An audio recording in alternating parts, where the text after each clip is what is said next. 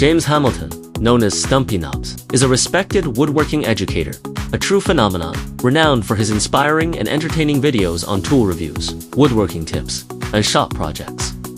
Logan Whitmer is the editor-in-chief of Popular Woodworking magazine, where he combines his deep knowledge of traditional and modern techniques with a passion for editorial vision. Jeremy Rowe is a woodworker specializing in epoxy resin sign making, who connects makers from diverse backgrounds for collaboration. In the online woodworking community, Jack Xu, the founder and president of Harvey Industries, is an idealist who loves literature and art, bringing his passion into the woodworking world. In July 2025, James, Logan, and Jeremy traveled to Harvey Industries headquarters in China, embarking on a journey of mutual learning and shared insights, setting the stage for a meaningful dialogue.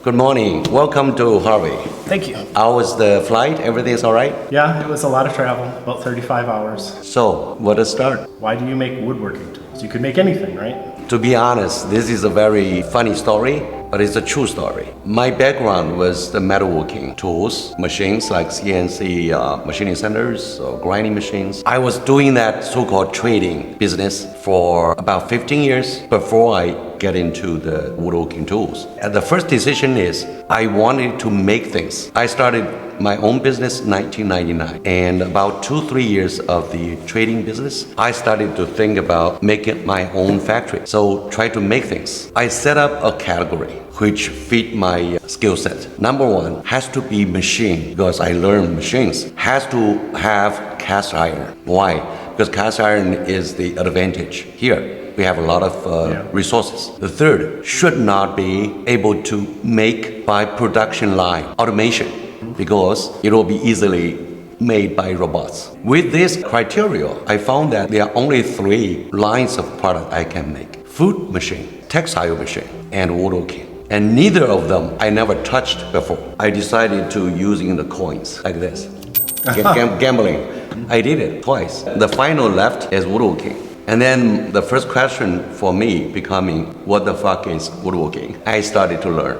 During the 15 years or 13 years of business experience dealing with United States and European companies for metalworking machines, I had a very bad experience about being complained about quality. But the machines that I sold were not made by me, by the suppliers. So I keep telling the factories, come on, let's do some good quality. They seem to listen, but very slow. You can imagine.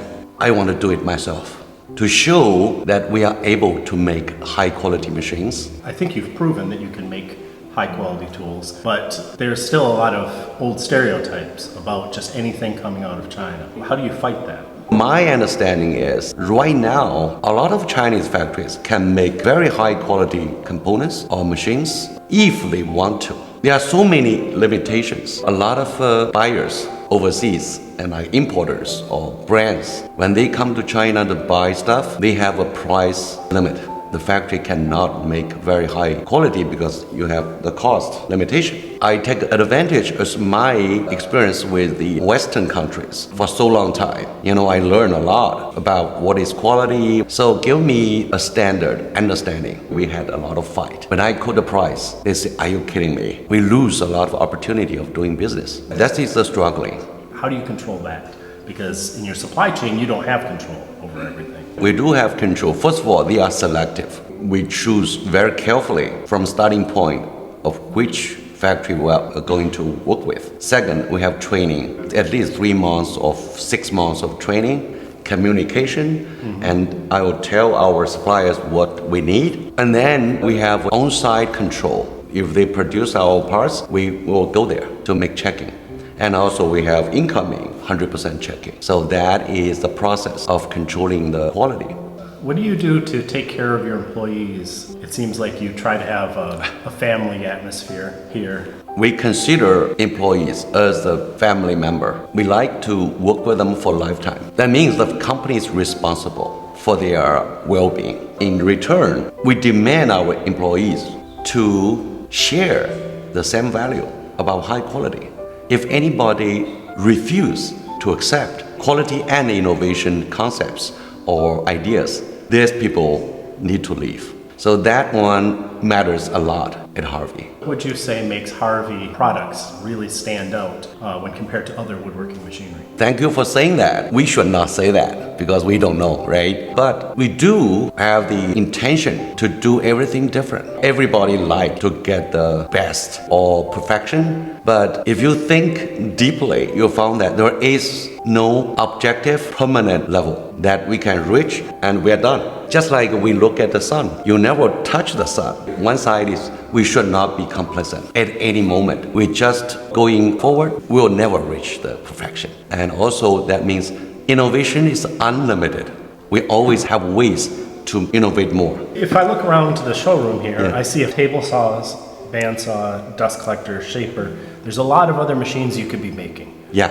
Why not make all the machines? Just so far, we haven't had a good idea. You don't want to make just another table saw, right? No. We want a new idea, be different. This is our philosophy. I feel lucky that our staff, they understand, they accepted this philosophy. We often cut off the existing machines that still selling very well. Because when you look always forward, you found that you get tired looking at the old stuff. And the customers still want to buy it.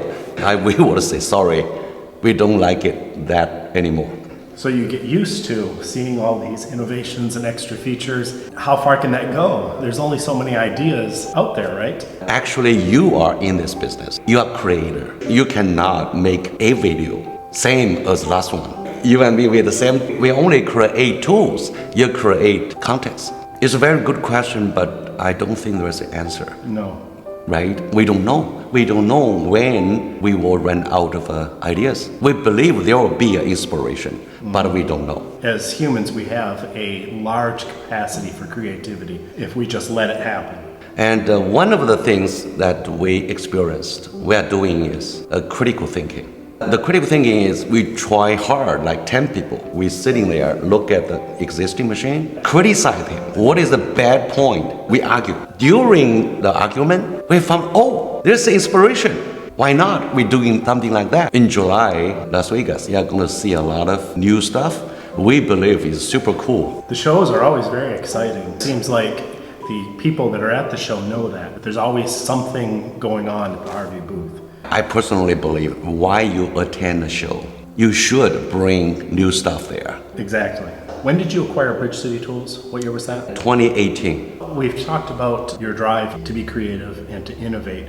How does that fit in with the Bridge City tool philosophy that John Kanamaki had, that he passed that to you? John and I, we spoke a lot. John is a creator, but he has his own style to the beauty, aesthetics, and ease of the customer experience. I would say it is aesthetical. I admire him a lot. So we carry all his legacy tools and only make it better. We'll follow this path to do aesthetical things, still moving forward better and better and better. The philosophical idea about the tool will be the same, so-called aesthetical John style tools. But on the other hand, we do have the idea that we want to bring this brand into a new era. Without hurting the aesthetic value, we are going to input technology. I hope someday you're going to see a surprising Brazil, but you still can recognize this coming from.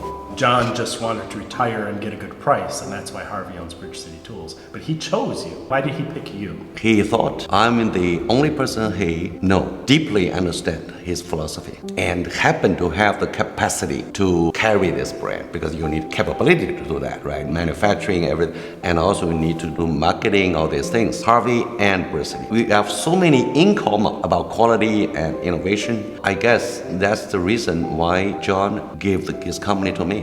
We've partnered for several years now, work on the Harvey brand. What message do you have for my viewers? First of all, I really appreciate what you did for Harvey as a partner. All the contents you created in the last 5 years, even me get an education.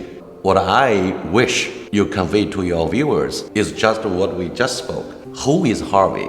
What is the philosophy of Harvey? I think that will be something I wish you can tell your viewers. I really like your style. You are like making lecture or tuition. Very logical, very systematic with knowledge. You did not say too much things about your personal feelings. Every judgment you are selling are based on facts. I really believe that your company and my company will match. In the future, I think we should have a lot more opportunity and more things to talk about. But the purpose always to enhance woodworking as an industry.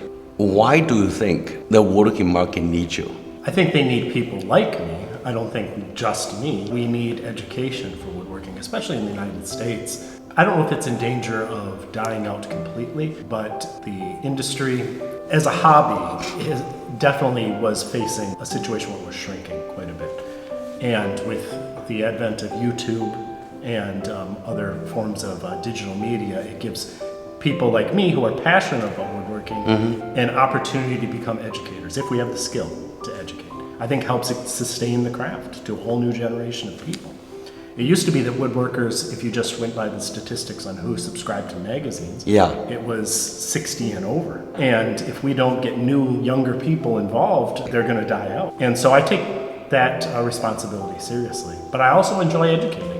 Yeah, now I understand that you have this mission, mostly for education. When you do woodworking, you need to get a relationship to many players, including, of course, the tools providers. What is your principle to choose a partner of tools?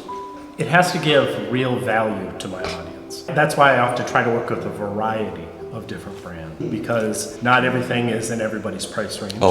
Sometimes even competing brands because of that. But regardless of what it is, it has to bring real value. If I don't think that my audience will really benefit from it, which is a matter of quality, features, price, I won't work with them. But I also like to build relationships. I don't work through agencies. I want to work directly with the company because I want to stay with that company and I want to build a relationship with them and grow together. And I think my audience benefits from that. Very good. When you introduce or present your videos with some partners' tools, how do you balance the being objective, neutral, also help the tool manufacturers? I am in a fortunate position because I've been doing this a long time. Not that I would lie, but I don't have to lie. You can't pay me to say a tool is good if it's a bad tool. I'll just go find a good tool. And also you have to be very open with my audience on what brand relationships I have. So I always have several things, usually at the beginning of the video, down below the video, I think that you can't help but have some bias, not just because you might have a paying partnership with somebody, but also we have our favorites, right? Maybe I just like this particular table saw. And so there would be some bias there. But I think the audience understands that, and they're not just going to watch one video and take just your word for it. You know what I mean? I invite them to investigate for themselves. I might introduce a tool, but they've got to go and look for themselves and make their own decisions. As long as I'm clear about my relationships. And I think I've also built some trust over the years that the products that I recommend are ones I really believe in.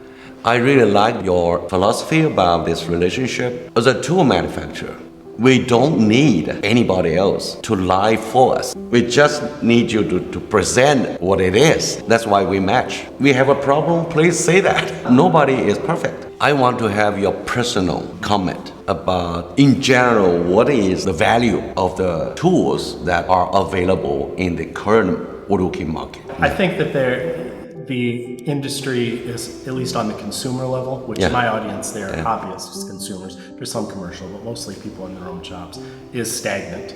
You know, table saws in particular, there hasn't been much innovation in the last few years. There's been some groundbreaking safety innovation, but other than that, it's still pretty much the same. Dust collection, band saws, there's a lot of room for innovation, especially as new technology has developed. And I would like to see more of that in woodworking. We view the same, they're stagnating. They are good, But compared to the other industries, they need to be more progressive. We talk pretty well, right? Yep. Yeah. I enjoyed it. Thank you. Thank you. Thank you.